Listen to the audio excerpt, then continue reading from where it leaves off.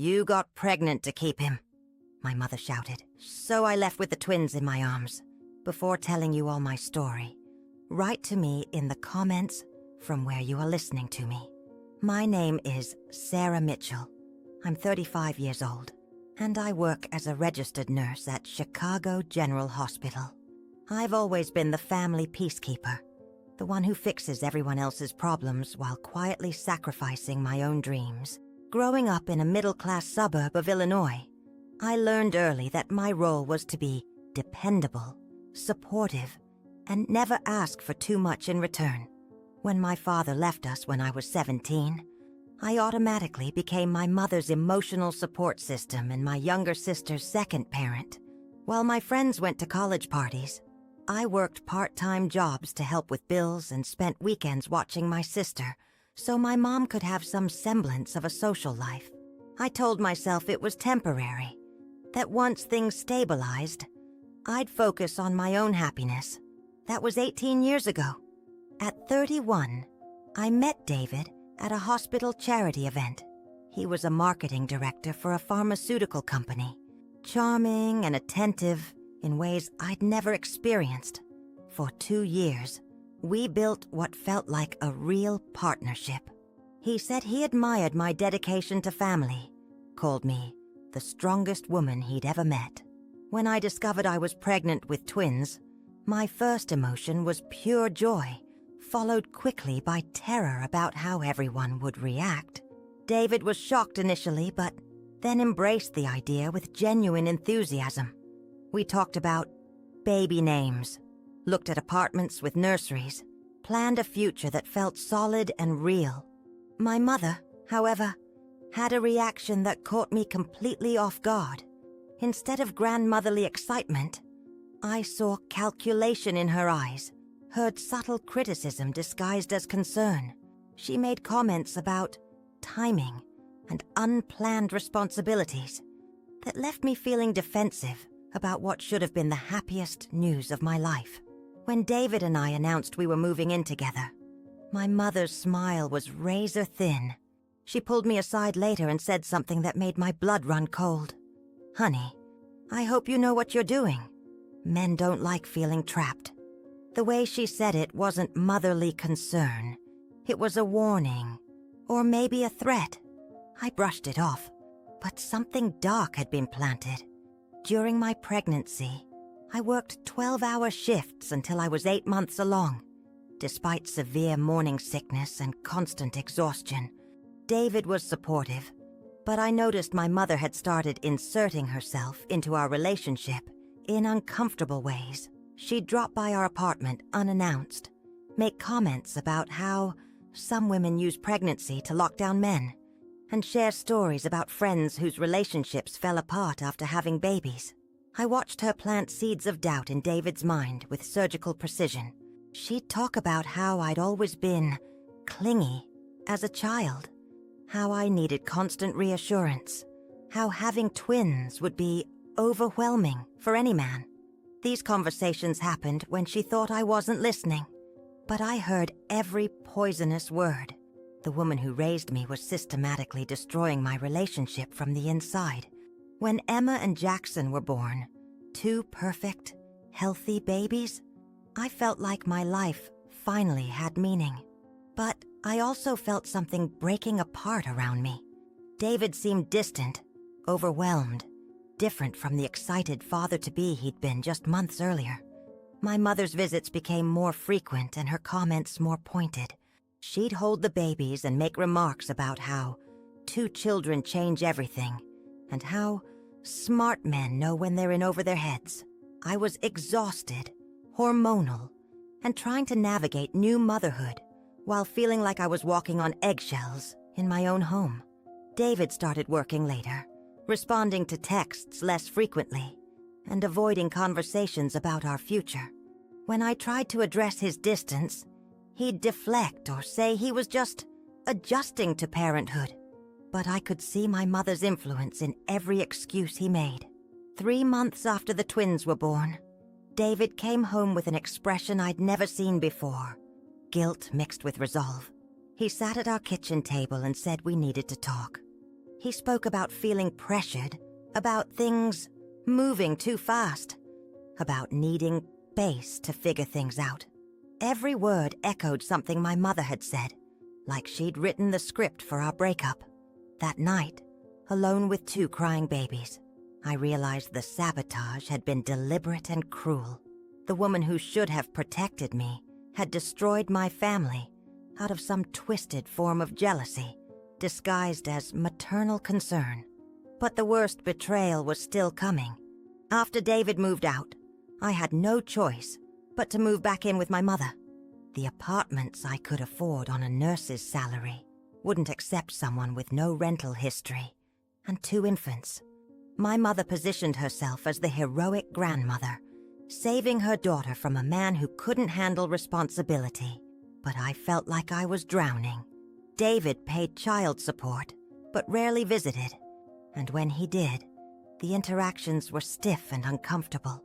My mother took control of everything: feeding schedules, sleeping arrangements, discipline strategies.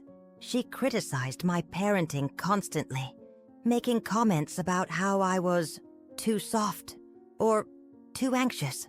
With the babies, I worked part-time at the hospital and cared for Emma and Jackson in my off hours, a schedule that left me exhausted and isolated.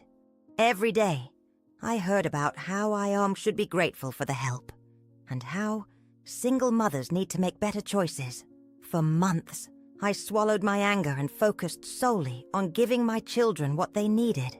I worked, nursed, changed diapers, soothed midnight cries, and still endured lectures about how I was failing as a mother. My mother had assumed the role of household dictator, making decisions about my children's lives while constantly reminding me of my dependence on her generosity. The breaking point came on a Saturday afternoon in spring, when David showed up unexpectedly to see the children. He brought gifts, played with Emma and Jackson on the living room floor, and for a brief moment seemed like the loving father I remembered. When he prepared to leave, I suggested we establish a more regular visitation schedule. David looked uncomfortable and said he needed to think about his role as a father. My mother had been watching from the kitchen doorway, and she entered the room like a storm. She looked at David with contempt, then turned to me with a rage I'd never witnessed before. Her voice cut through the air like a knife. "Stop chasing after this man, Sarah. Don't you understand he doesn't want you? You got pregnant to keep him, and it backfired. Accept that you made a mistake and stop playing the victim." The silence that followed was deafening. David stared at the floor, visibly uncomfortable but lacking the courage to defend me. Emma and Jackson slept peacefully in their bouncy seats, unaware of the bomb that had just exploded in our living room. And me, I felt something inside me die and be reborn simultaneously. The accusation wasn't just cruel, it was factually wrong and deeply unjust. I hadn't gotten pregnant to keep anyone. The twins were the result of a relationship I believed was solid, born from love and partnership. But my own mother had rewritten our history, transforming my motherhood into a manipulative scheme. I looked at David, waiting for him to say something, to defend me, to contradict this twisted version of events. But he remained silent, and in that silence, I understood he had completely bought into my mother's narrative. To him, I really was the desperate woman who had gotten pregnant to trap a man. In that moment, something crystallized inside me. It wasn't just anger. It was clarity. I couldn't continue living in a house where my dignity was constantly attacked, where my children would grow up hearing they were mistakes instead of blessings. I couldn't accept that the man I loved believed I was capable of such manipulation. I stood up calmly, walked to the babies, car seats, and said 5 words: "I'm leaving with my children." My mother laughed bitterly and asked where I thought I was going with 2 babies and no money. David mumbled something about not making hasty decisions, but I had already decided. Staying would teach my children that disrespect is tolerable in the name of family love. I went to my room, packed essentials into 2 suitcases, gathered the babies, necessities, and loaded everything into my car. My mother followed me, alternating between threats and guilt trips. She said I was being dramatic, that I couldn't handle 2 children alone, that I'd always been too proud to accept help. But her words bounced off me now. I had awakened. I drove to my best friend Jessica's apartment across town. Jessica was a fellow nurse who had always told me I deserved better than the toxic dynamics in my family. When I showed up at her door with crying babies and tear-stained cheeks, she didn't ask questions. She just opened her arms and her home. Over the following weeks, Jessica helped me find a small 2-bedroom apartment in a safe neighborhood. I used my savings for the security deposit and first month's rent. It wasn't luxurious, but it was ours. A space where my children could grow up hearing they were wanted, loved, and valued. My mother called constantly, alternating between apologies and accusations. She claimed I was overreacting and hurting the children by keeping them from their grandmother. David seemed confused by my sudden independence and made half-hearted attempts to reconcile, but I could see he still believed her version of events. I changed my phone number and communicated with David only through a co-parenting app. I established clear boundaries. He could see the children on scheduled weekends, but our conversations would focus solely on Emma and Jackson's needs. No more emotional manipulation. No more questioning my motives. No more allowing others to define my worth as a mother. The first months were challenging financially and emotionally, but I felt more at peace than I had in years. I worked full-time at the hospital while the twins attended an excellent daycare center.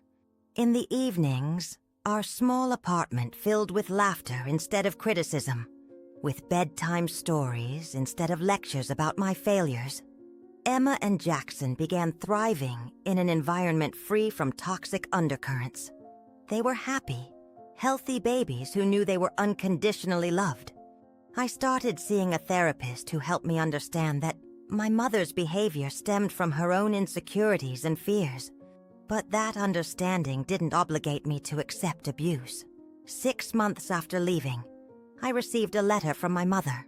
She claimed to miss the babies and wanted to work things out for the sake of family unity. The letter was full of justifications but contained no genuine apology or acknowledgement of the damage she had caused. I filed it away unanswered. David eventually began showing up consistently for his scheduled visitations.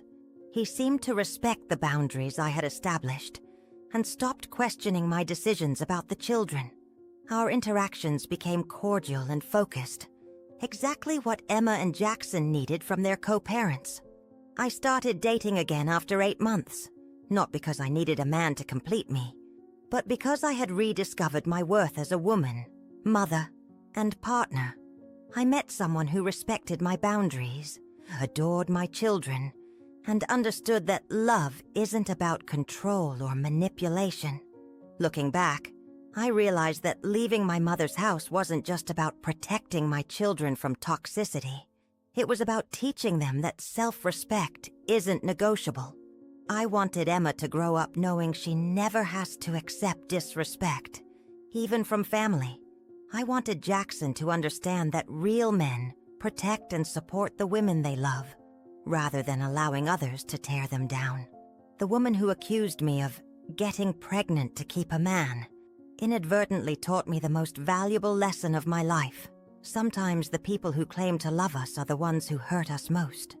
But we have the power to choose differently, to break cycles of dysfunction, and to create the peaceful lives our children deserve. Today, Emma and Jackson are thriving toddlers who know they are deeply loved and fiercely protected.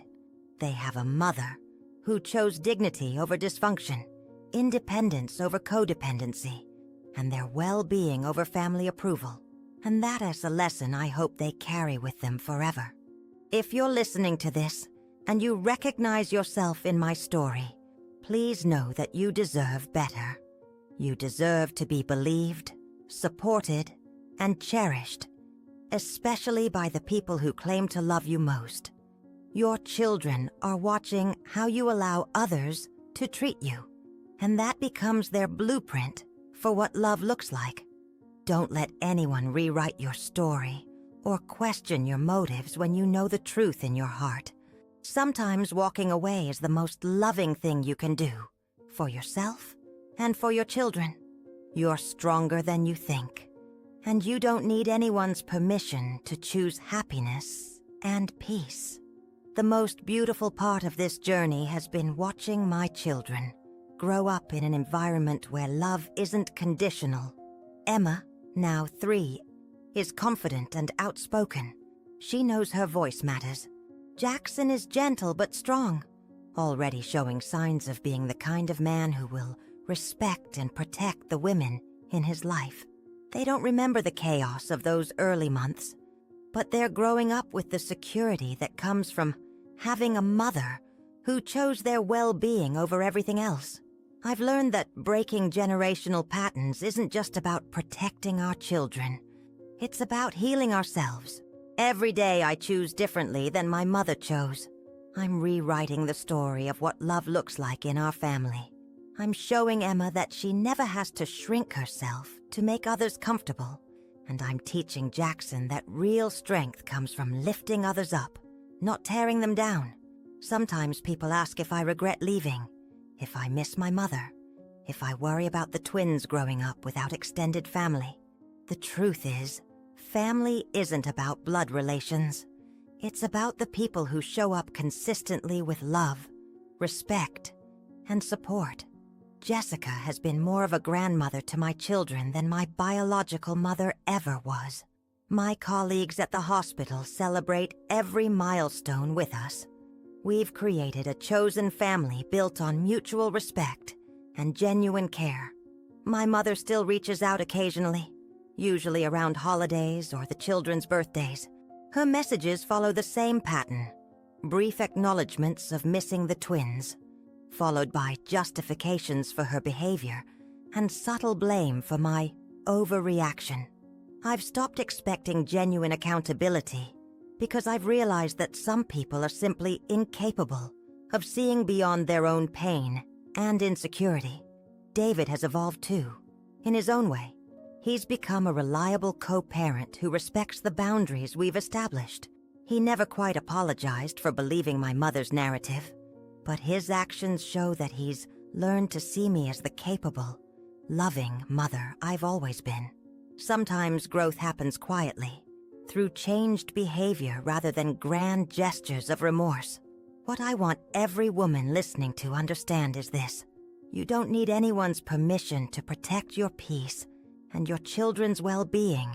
You don't owe anyone access to your life if they consistently bring toxicity, manipulation, or disrespect. Blood relations don't give people a free pass to hurt you repeatedly, without consequences. If someone in your life is constantly questioning your motives, undermining your confidence, or planting seeds of doubt in your relationships, pay attention to that pattern. Trust your instincts when something feels wrong, even if you can't immediately articulate what it is. Your children are watching how you allow others to treat you, and that becomes their template for what they'll accept in their own relationships. The greatest gift we can give our children isn't perfect circumstances. It's the example of a parent who knows their worth and refuses to accept less than they deserve. Sometimes that means making difficult choices that others won't understand.